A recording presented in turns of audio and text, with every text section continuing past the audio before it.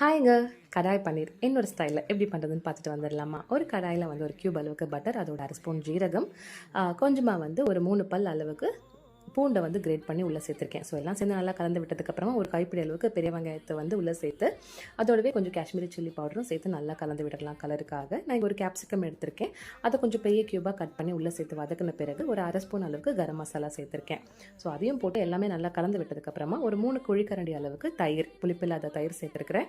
So அதையும் சேர்த்து கலந்து தேவையான உப்பையும் போட்டு நம்ம இதை வந்து மூடி போட்டு ஒரு 3 நிமிஷத்துக்கு நல்லா கொதி வர விடலாம். ஸோ நல்ல ஒரு கிரேவி கன்சிஸ்டன்சிக்கு வந்துடும்.